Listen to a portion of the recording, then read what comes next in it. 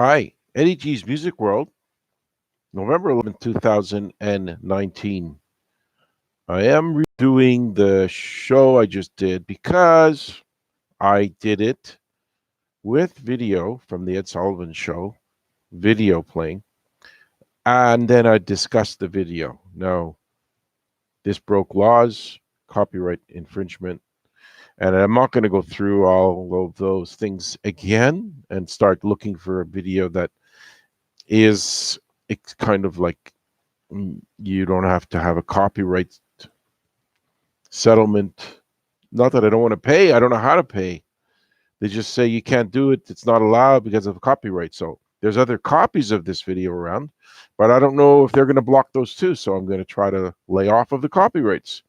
Now, the point of this is that I want to discuss a song that has a lot of interesting lyrics discussing the band and the experiences of the Mamas and Papas. So their song Crequee Alley is kind of, to me, that kind of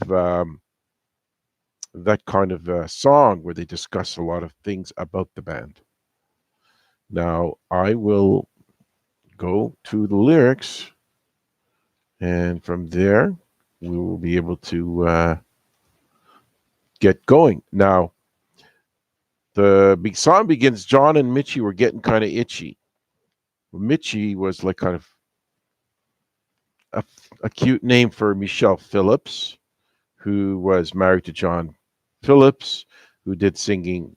So they wanted to leave the folk music behind. They were in a band called the Journeymen, and they wanted to start a more sophisticated band, like maybe get into pop music.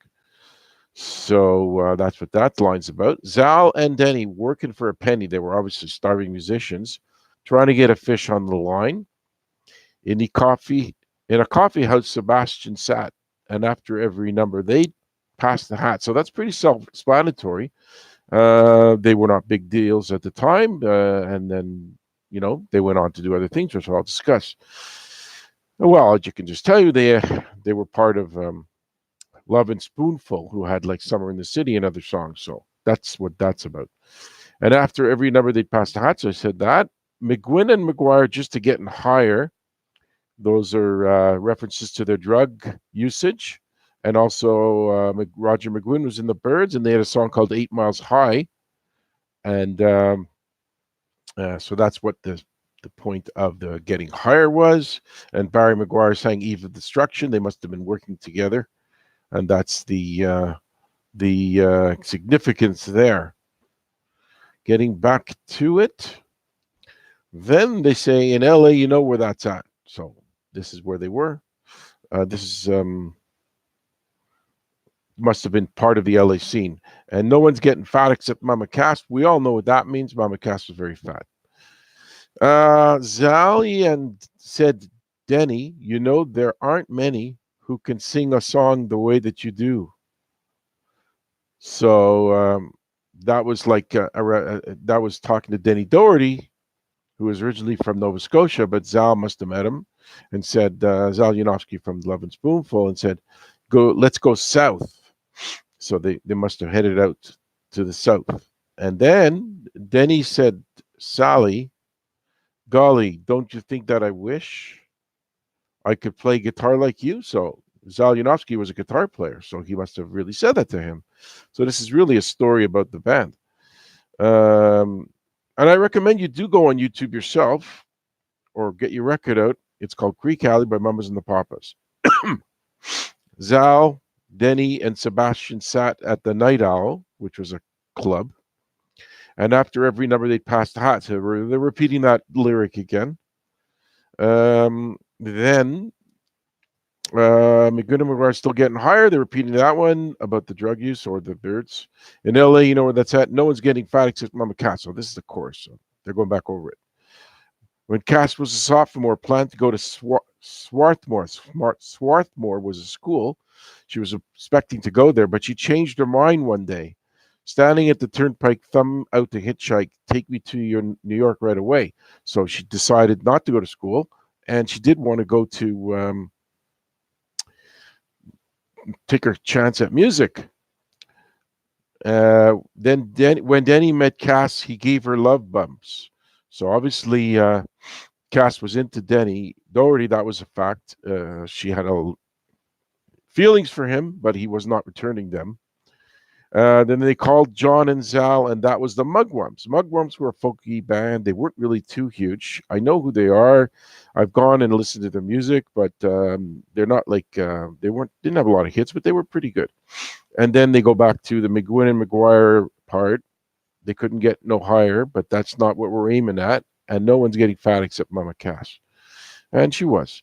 Mugs once high jumps, low slumps, big bumps. Must be referring to the fact that they were not, there were slumps and jumps and bumps. So they didn't really do as great as they would like to. Don't you work as hard as you play. Make up, break up, everything is shake up. Guess it had to be that way.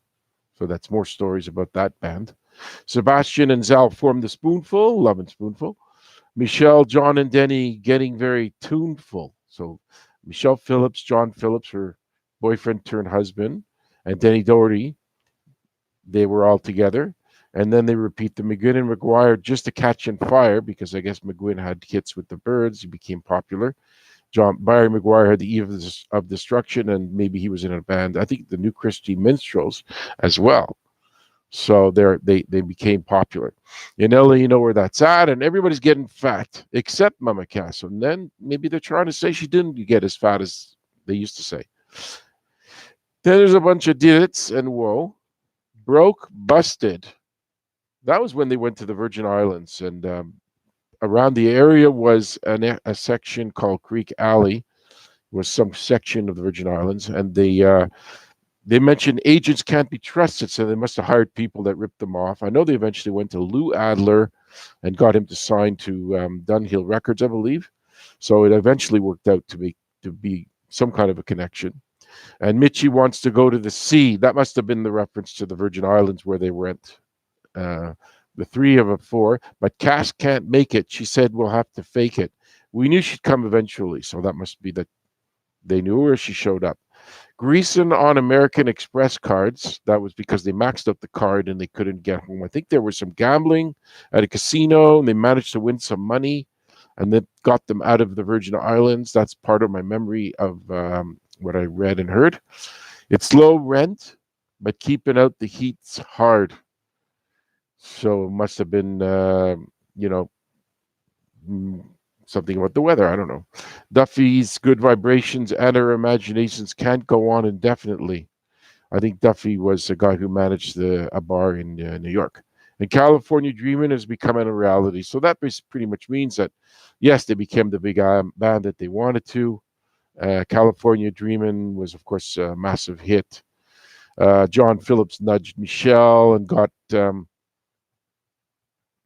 she got a co-write on it, California Dreamin', because they were a couple. Basically, that was my effort to just explain a song that I had thought I had a lot of. I mean, how many songs do you know that will explain their history beginnings in a hit song? You don't really hear that. I mean, I found it unique. I wanted to play the music for you as well, but we went over the reasons why that we did not become a reality. Well, I've had enough complaining about the story, and I want to be happy to say that I'm still around and doing it. Maybe I'll have to adapt. Maybe I'll have to just go back to reading stuff and talking about stuff and giving my opinions. And if somebody knows how to get around this copyright stuff, I'd be happy to hear about it. And if not, I'm happy to just stay in my lane and still have fun. Maybe get some guests on again in the future. I do have a few that would come on, but I'm not sure what I'll do with that. But it's all going to be okay. Eddie G's Music World is done for November 11th, 2019. Happy that anybody listens. I appreciate it. And I wanted to do this show, and I did it despite the fact that I had to do it twice. It's okay. It's done. Eddie G's Music World signing off. Goodbye.